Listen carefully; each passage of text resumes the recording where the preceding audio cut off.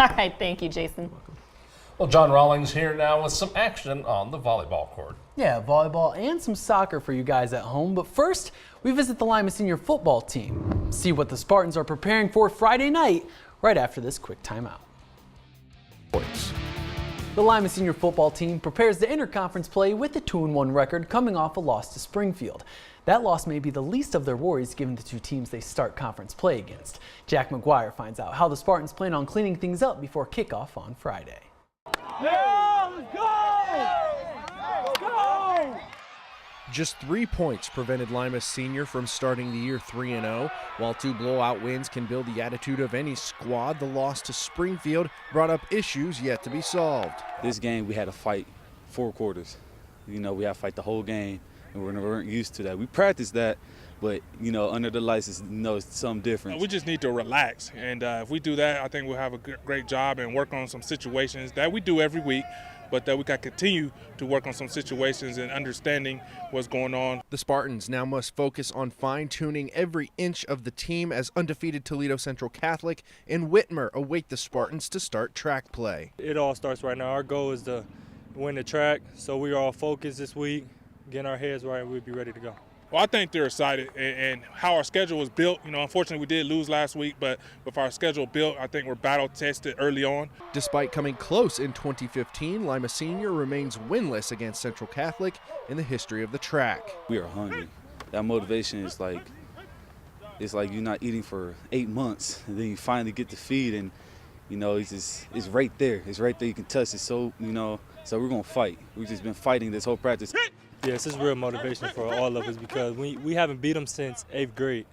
So going in and beat my last year of high school, I'm looking forward to beating them. I'm going to give it my all and give the team my all. This season, Toledo Central Catholic brings a defense to the table that has only given up a mere 12 points per game in their first 3 contests, but it's the up-and-coming Irish offense that the Spartans have their eye on. They got a young offense, but they're getting a lot better every week.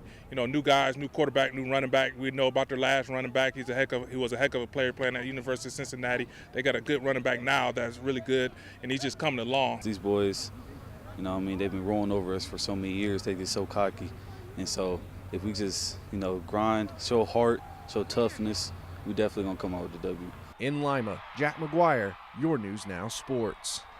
Good work, Jack. Heading indoors for volleyball as Macomb hosted Lipsick for Little Blanchard Valley action. Early first set, Alicia Light crushes one on the line to put Macomb up 6-2. Back comes Lipsick.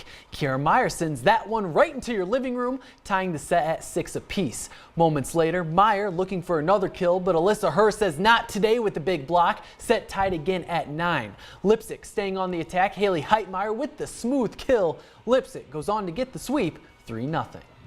Moving to the college level, Bluffton hosting Ohio Northern.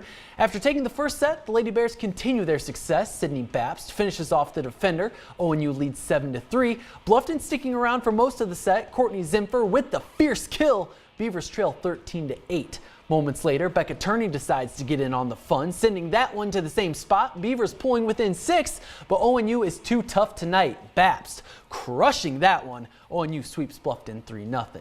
Sticking with the Polar Bears, Ohio Northern is riding a 3-game winning streak into tonight's contest. Less than 3 minutes into the game, Wesleyan with an opportunity. Dylan Plake makes the diving save and then calmly collects the ball. 3 minutes later, Polar Bears feeling more pressure on the corner kick.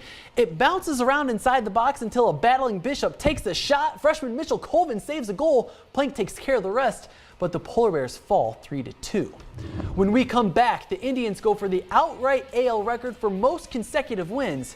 Catch the highlights right after this quick timeout.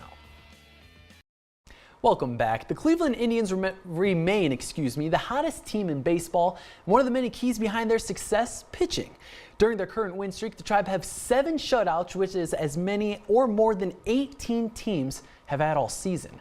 The Indians have tied the Oakland A's record of 20 wins in a row. Today, they go for the American League record. Top of the first, Tigers draw first blood. Jamer Candelaro throws one out to right. Alex Presley scores. Tigers take their first lead of the series, but that quickly changes in the bottom of the frame. Jay Bruce delivers with 2 on and 2 out. The 3-1 shot is reviewed and deemed good. Indians take a 3-1 lead. And when you're as hot as the Indians are right now, someone is going to try and cool you down.